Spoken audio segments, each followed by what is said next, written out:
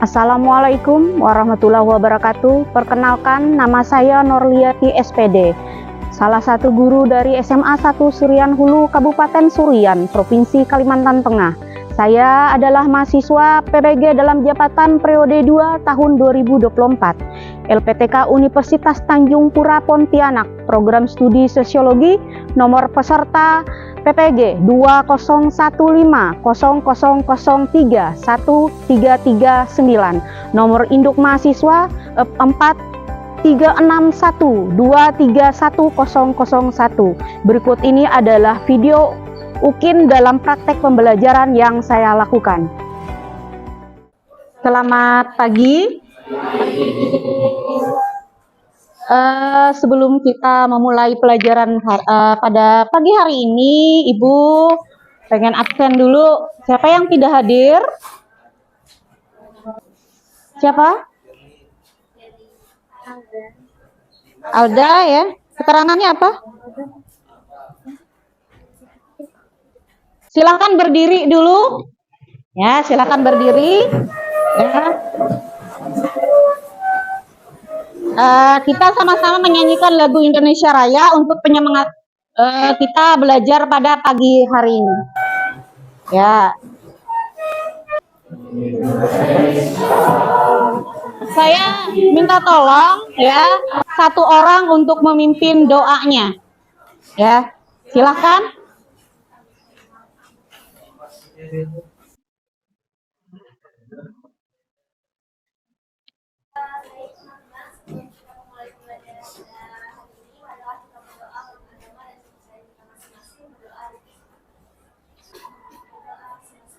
Ya, terima kasih. Ya, pada kesempatan ini Ibu ingin menyampaikan tujuan pembelajaran kita pada pagi hari ini. Yang pertama itu tujuannya pembelajarannya ya, nantinya akan kita mengadakan diskusi, di mana kamu nanti menganalisa tentang kearifan lokal. Kemudian yang kedua, bentuk-bentuk dari kearifan lokal, ya. Kemudian fungsinya juga, yang nantinya ya kamu kerjakan di lembar LKPD. Nanti LKPD-nya Ibu kasih, tapi sebelum itu Ibu ingin mengingatkan kembali. Kemarin ya kamu sudah belajar tentang ketimpangan sosial. Nanti ada kaitannya tuh. Ya, ketimpangan kok ujung-ujungnya nanti bab yang berikutnya adalah kearifan lokal. Asalnya adalah ketimpangan. Kemudian yang bab yang berikutnya lagi apa kemarin? Sebelum ketimpangan?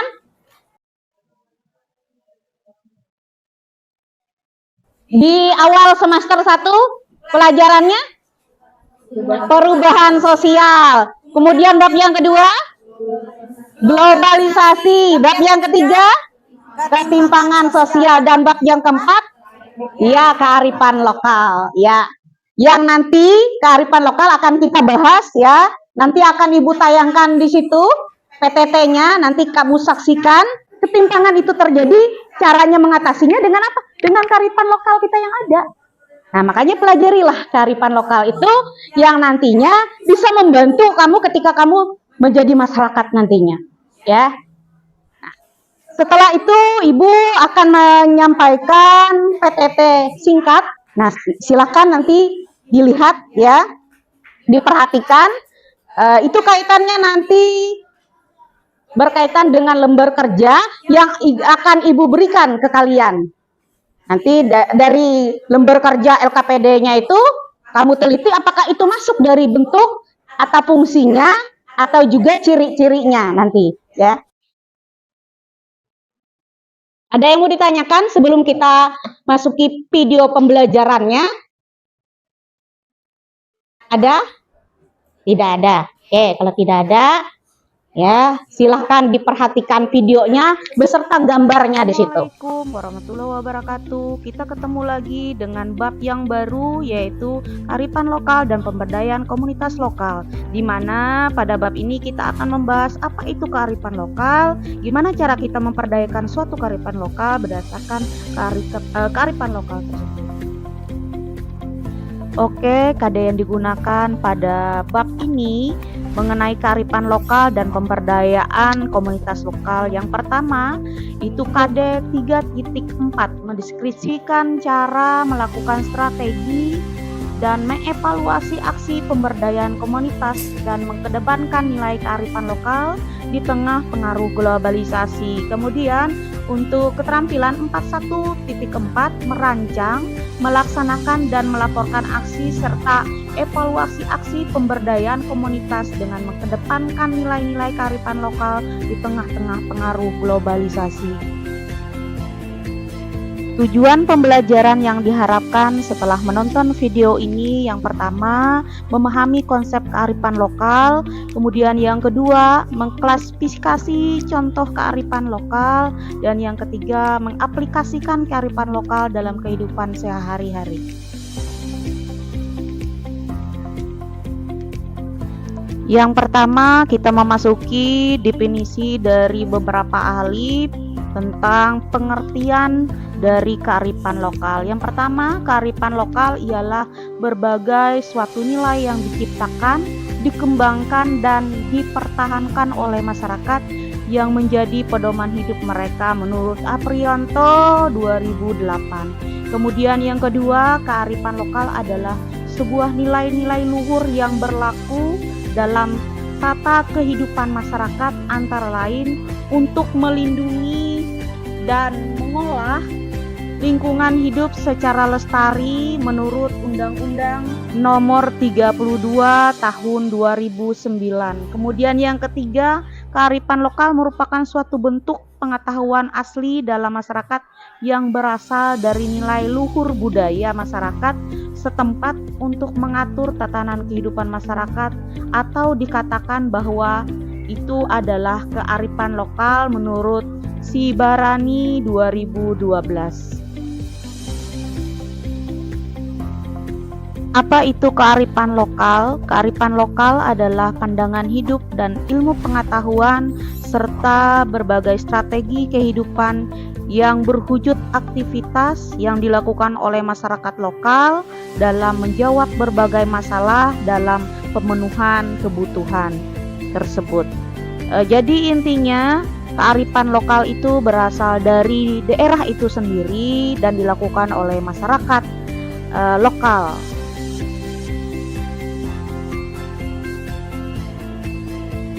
Tadi sudah kita bahas mengenai definisi kearifan lokal, maka pada kali ini kita akan membahas ciri-ciri kearifan lokal. Yang pertama, mampu bertahan terhadap budaya luar, di mana artinya masih dilakukan sampai sekarang. Kemudian yang kedua, mampu mengakomodasi unsur-unsur budaya luar, dalam artian mampu bertahan karena bisa beradaptasi dengan adanya budaya luar yang masuk ke dalam daerah tersebut. Kemudian yang ketiga, mempunyai kemampuan mengintegrasikan unsur budaya luar ke dalam budaya asli, di mana di sini akan ada campur budaya asli dan budaya luar, di mana ada perpaduan dari budaya yang ada dengan budaya dari luar. Kemudian yang berikutnya atau yang keempat, mampu memberi arah pada perkembangan budaya, di mana bisa mengarahkan kepada tatanan cara hidup bermasyarakat itu sendiri, sehingga ciri-ciri tersebut dijadikan sebagai kearifan lokal.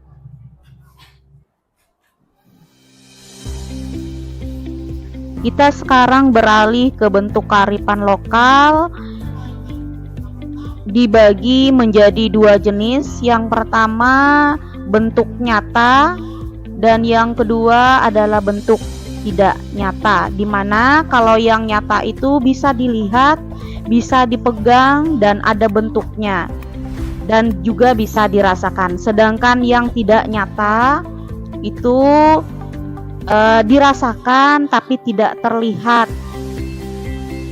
Contohnya yang tidak nyata itu seperti cerita rakyat, pantun, aturan dalam hidup, itu yang masuk dalam tidak nyata. Sedangkan yang nyata contohnya bangunan atau karya seni lainnya. Oke, kita memasuki materi terakhir, yaitu fungsi dari kearifan lokal, di mana pada kesempatan ini kita membahas yaitu fungsi dari kearifan lokal yang mana masih banyak yang lainnya.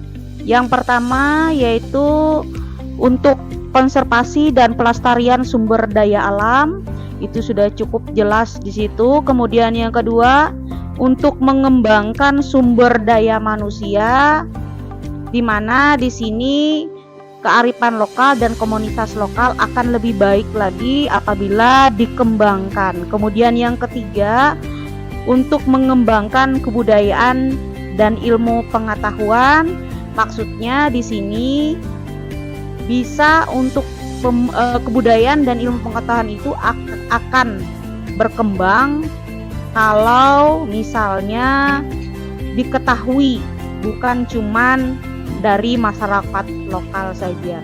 Kemudian yang berikutnya atau yang keempat, sebagai petuah kepercayaan, sastra dan pantangan, di mana merupakan pedoman serta tatanan kehidupan masyarakat lokal tersebut. Kemudian yang kelima, sebagai alat komunikasi, hukum, adat serta politik, di mana fungsinya di situ sebagai pengatur kehidupan di masyarakat yang mempunyai hukum adat maupun hukum yang ada di lingkungan lokal tersebut.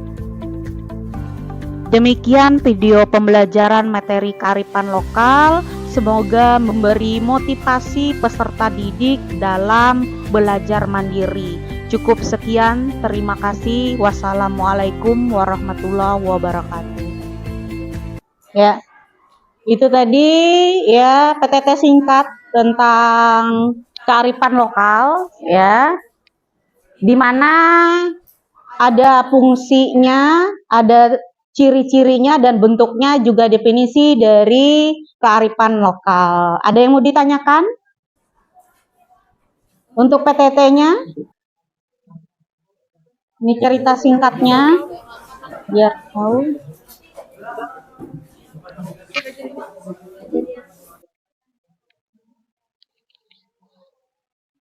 Boleh menggunakan internet ya, media lainnya untuk mencari informasi ya, untuk menjawab dari LKPD yang sudah Ibu berikan. Untuk menambah pengetahuan, galilah informasi melalui sumber yang lain, buku penunjang dan internet.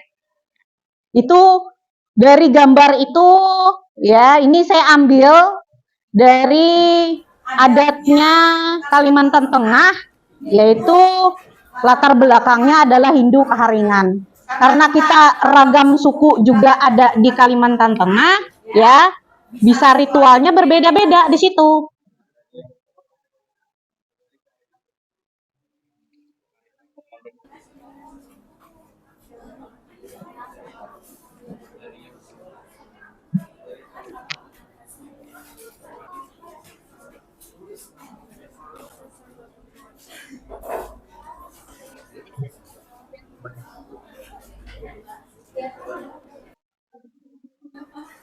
Ya, ada yang sudah selesai?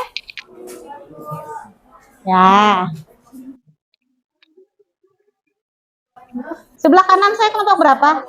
Kelompok 1. Ini kelompok 2. 3 ya. 4 mana 4? Oh, itu. Ini 6. Mana 5-nya? Bikin di apa di situ kelompoknya. Biar nanti kelihatan tuh. Karena yang saya nilai itu nanti selain hasil diskusi juga yang ada tampil ya, itu nilainya ada nilai plus nanti dibandingkan dengan yang hanya duduk gitu ya, mengamati saja ya, ada nilai plusnya di situ ya. Untuk kelompok 1 katanya sudah siap, tolong yang lainnya Ya, karena temannya mau presentasi, ya, yang lainnya disimak, ya. Kemudian kalau ada pertanyaan nanti silahkan bertanya. Ya, Selamat pagi semuanya. selamat pagi. Perkenalkan kami dari kelompok 1. Pada hari ini kami ingin mempresentasikan hasil kerja kelompok kami. Sebelum mempresentasikan hasil kerja kelompok kami, izinkan saya untuk memperkenalkan kelompok 1. Yang pertama ada Nia Lisezia Prastika Putri Larasanti, lalu ada Aureliana Jesselyn Wijaya, Joanna Grania Wente, Aurea Winona Beka, dan saya sendiri Ganesha Patricia. Jadi pada hari ini kami akan mempresentasikan hasil dari kerja diskusi kami, yaitu tentang pengertian kearifan lokal, yaitu kami sendiri menganalisis dari ciri-cirinya, bentuk, dan fungsi kearifan lokal itu sendiri. Nah, mengenai kearifan lokal yang diambil dari budaya setempat kita, yaitu tentang upacara nahunan. Apa itu upacara nahunan? Upacara nahunan adalah upacara keagamaan keharingan yang dilakukan oleh suku Dayak di Provinsi Kalimantan Tengah, khususnya di kalangan suku Dayak Ngaju, yang tujuannya memberikan nama kepada bayi pada usia dari umur 1 sampai 2 tahun. Nah, jenis ini upacara ini adalah ritual pemberian nama bayi dalam agama keharingan. Tahun dari dulu dan masih berlaku sampai sekarang. Pesertanya adalah umat yang beragama keharingan. Lalu upacara nahunan ini merupakan salah satu dari beberapa ritual besar agama keharingan di kalangan suku Dayak Kalimantan Tengah, selain beberapa ritual lainnya seperti upacara ritual mempakanan sahur dan upacara manyanggar. Sampai saat ini, masyarakat Dayak masih setia melestarikan aset leluhur mereka itu.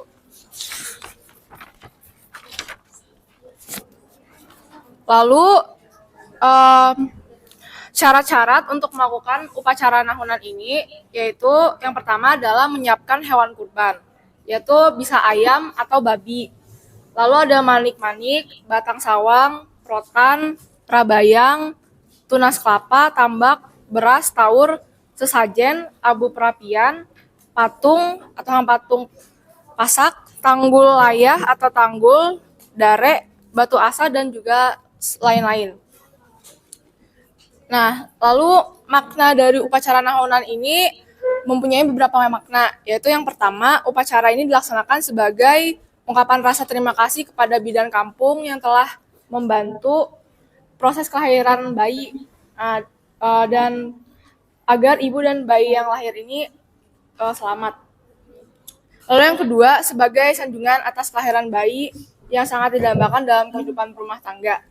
Dan yang ketiga, yang tidak kalah penting, yaitu pemberian nama untuk sang bayi agar bayi ini dikenal oleh masyarakat dalam pergaulan keseharian. Lalu perlengkapan untuk melaksanakan upacara tersebut disiapkan berbagai perlengkapan. Selain syarat-syarat yang sudah saya sebutkan tadi, ditambah lagi benda-benda yang sering digunakan dalam upacara biasanya. Di antaranya beberapanya, saya sebutkan beberapa saja karena sangat banyak. Yang pertama ada peludahan, itu untuk menampung kinangan pada pasca upacara, lalu lancing, menyimpan sirih pinang, lalu mangkok petak untuk meletakkan tanah atau air, lalu mangkok tampung tawar untuk menyimpan ramuan tampung tawar, terus ada ceret, menyimpan air minuman tradisional, dan sangku untuk menaruh beras dan kelapa. Dan di saat upacara adat itu juga ada benda-benda sakral seperti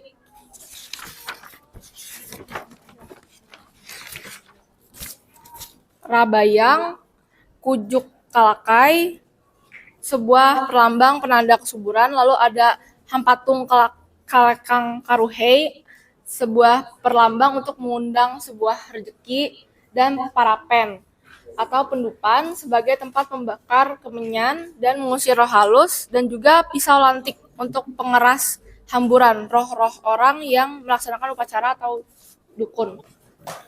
Nah, kesimpulan dari upacara nahunan ini adalah Semua upacara dan perlengkapan ini itu nggak lepas dari tujuan upacara nahunan itu sendiri, yaitu artinya sendiri yakini menghargai daur kehidupan dari kelahiran hingga kematian. Masyarakat Dayak sangat memahami bahwa kehidupan mempunyai makna yang sangat dalam. Semuanya tertuang dalam berbagai upacara yang diadakan termasuk upacara nahunan. Sekian presentasi dan hasil analisis dari kami yang kami cari tentang upacara nahunan. Saya minta maaf apabila ada kesalahan kata. Terima kasih. Ya, kita kasih aplaus dulu untuk teman. Ya. Terima kasih. Ada yang mau menanggapi atau mau bertanya mengenai hasil dari kelompok 1? Silakan. Ada? Kalau tidak ada, siapa yang siap? Itu hasil Pertanyaan diskusi. pertama, apa tujuan dari menyelenggarakan upacara nahunan? Ya. Yang pertanyaan kedua, apa saja syarat yang dibutuhkan dalam menyelenggarakan upacara nahunan? Pertanyaan ketiga, apa kaitan dari upacara nahunan dengan materi kearifan lokal dan pemberdayaan komunitas? Jawaban pertanyaan pertama yaitu upacara ini memiliki tujuan dan makna, yaitu mengungkapkan rasa terima kasih kepada bidan kampung atau dukun bayi karena telah membantu proses kelahiran ibu dan bayi lahir dengan selamat, sebagai sanjungan atas kelahiran bayi yang sangat diidamkan dalam kehidupan berumah tangga, dan agar sang bayi dikenal oleh masyarakat dalam pergaulan keseharian. Kemudian memiliki tujuan menghargai daur kehidupan dari kelahiran hingga kematian. Jawaban untuk pertanyaan kedua, syarat yang diperlukan dalam menyelenggarakan upacara nahunan adalah hewan kurban, misalnya ayam dan babi, manik-manik, manas, batang sawang, rotan, rabayang, tunas kelapa, tambak, beras taur, sesajen, abu perapian, patung atau hampatung pasak, tanggul laya atau tanggul dare, batu asah, dan lain-lain. Jawaban untuk pertanyaan ketiga, kaitannya adalah upacara nahunan merupakan salah satu kearifan atau kebudayaan lokal yang berkembang dalam masyarakat, khususnya di kalangan suku Dayak di Provinsi Kalimantan Tengah. Ini juga dapat dibuktikan dengan salah satu karakteristik kearifan lokal, yaitu dilakukan secara turun-temurun dari generasi ke generasi. Kemudian upacara nahunan memiliki fungsi secara kearifan lokal, yaitu sebagai petuah dan kepercayaan. Bentuk kearifan lokal dari upacara nahunan adalah berwujud nyata dalam aspek tekstual. Terima kasih untuk kelompok 6. Kelompok 7 ya? Iya, kita tepuk tangan dulu, aplaus dulu untuk temannya. Ya, hampir mendekati dengan yang dimaksud di situ ya. Apa dia masuk fungsinya, kemudian apa tadi bentuknya ya. Nah, itu. Ayo, kelompok siapa lagi yang bersedia? Di situ? Pada pagi ini, saya akan mempresentasikan hasil analisis dari kelompok 4. Yang pertama, apa doa dan harapan acara adat nahunan? Dengan melaksanakan nahunan, diharapkan agar anak tersebut diberkati dan diberikan keselamatan serta diberkahi dengan rezeki yang berlimpah oleh Raing Hatala Langit atau Tuhan Yang Maha Esa. Yang kedua, perlengkapan apa yang perlu disiapkan untuk penyelenggaraan nahunan? Jawabannya, untuk sang bayi, yaitu ranjang pakaian, tayung atau ayunan. Selain untuk sang bayi, ada peludahan, lancing, mangkok petak, mangkok tampung tawar, ceret, dan sangka. Yang ketiga, apa tujuan upacara nahunan? Tujuannya untuk memberikan nama kepada bayi pada usia 1-2 tahun. Kesimpulannya, semua upacara dan perlengkapan ini tak lepas dari tujuan upacara nahunan itu sendiri, yakni menghargai daur kehidupan dari kelahiran hingga kematian. Masyarakat Dayak sangat memahami bahwa kehidupan mempunyai makna yang sangat dalam. Semua tertuang dalam berbagai upacara yang diadakan, termasuk upacara nahunan. Sekian presentasi dari kami. Terima kasih. Ya, terima kasih ya. Dengan saya sendiri, Angela Visa, terus ada Elinia Audrey, ada Fabio, dan Khairunisa. kan tadi dari kelompok lain itu tentang nahunan di mana? Dari Keharingan. Nah, aku menceritakan itu pemberian nama dari daerahku yaitu dari Kumai. Kalau di Kumai itu pemberian namanya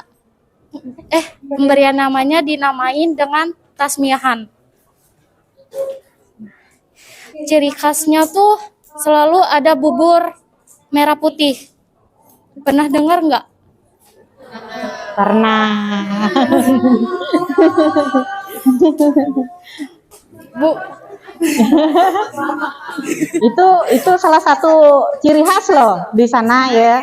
Kalau acara lahiran ngasih namanya ada bubur merah putih ya. ya, bubur merah putih itu kayak kita bikin bubur biasa, tapi bubur putih ya dari nasi. Tapi kalau bubur merah tuh dipakein gula merah. Iya. Jadi disebutnya bubur merah putih. Iya. Jadi tahu kan? Biasanya dilakukan tuh kayak bergilir gitu, ada ustadz, terus ada orang-orang yang mau potong rambut. Terus kalian bisa loh lihat di TikTok kadang tuh orang tuanya yang dipukulin padahal anaknya harusnya.